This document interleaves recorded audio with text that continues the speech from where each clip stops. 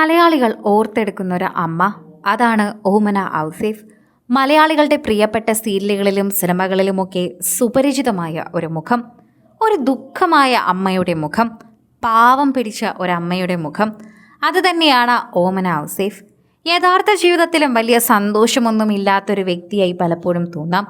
അതിനുള്ള കാരണത്തെക്കുറിച്ച് ചോദിച്ചാൽ ഓമനമ്മയ്ക്ക് പറയാനുള്ളത് തൻ്റെ മകന് സംഭവിച്ച അസുഖത്തെക്കുറിച്ചും ആ വേദന അനുഭവിച്ച് മകൻ നടക്കുന്ന 38 വർഷങ്ങളെക്കുറിച്ചുമാണ്. ഓമന ഔസേഫിൻ്റെ മകനിപ്പോൾ 48 വയസ്സുണ്ട്. എന്നാൽ മകന് 10 വയസ്സുള്ളപ്പോൾ ഒരു രോഗം പിടിപെട്ടു. ആ രോഗം നേരാവണ്ണം ചികിത്സിക്കാത്ത ഡോക്ടർമാരും നഴ്സുമാരും കൂടി അവനെ ആകെ ആരോഗ്യത്തിൽ തളർത്തി. ഇപ്പോഴും ഷൂട്ടിങ്ങിന് കൊണ്ടുപോകുന്ന മകൻ തന്നെയാണ്. മകൻ വരണ്ട, ഞാൻ പൊക്കോളാം എന്ന് പറഞ്ഞാലും മകൻ കൊണ്ടാക്കും. എത്ര വയ്യെങ്കിലും മകൻ കൂടെ വരും. അതാണ് ആ മകൻ്റെ സ്നേഹം. അതെപ്പോഴും അങ്ങനെ തന്നെ നിൽക്കുന്നുണ്ട്. അതിലാണ് ഞാനും ജീവിച്ചു പോകുന്നത് എന്ന് പറയുന്നു. ഇപ്പോൾ ഓമനമ്മ പറയുന്നത് സത്യമാണ് എന്ന് എല്ലാവർക്കും മനസ്സിലാകുന്നുണ്ട്. ഓമനമ്മ പറയുന്ന കാര്യമുണ്ടെന്നും മനസ്സിലാകുന്നു. ഒരു അഭിമുഖത്തിലാണ് ഇതിനെക്കുറിച്ച് സംസാരിച്ചതെന്ന് പറയാം. ഞാൻ അങ്ങനെ ആരോടും കൂടുതലൊന്നും സംസാരിക്കാൻ നിൽക്കാത്ത വ്യക്തിയാണ്. വേറൊന്നും കൊണ്ടല്ല, അതിൻ്റേതായ കാര്യമുണ്ട്. മനസ്സിൻ്റെ പ്രയാസമാണ്. എൻ്റെ മകൻ്റെ കാര്യത്തിൽ ഭയങ്കര വിഷമമാണ്.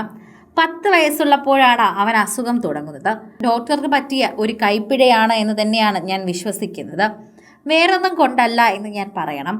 എൻ്റെ മകൻ്റെ കാര്യത്തിൽ തന്നെയാണ് എനിക്ക് ആ വിഷമം ഉള്ളത്.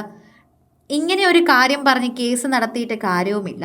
നമ്മുടെ നാട്ടിലൊന്നും ചെയ്യാൻ പറ്റില്ല. സർക്കാരിൻ്റെ കയ്യിൽ നിന്ന് ഒന്നും കിട്ടില്ല. കേസ് നടത്താൻ ആളും പൈസയും വേണം. അന്ന് നമുക്ക് ആളും പൈസയും ഇല്ല.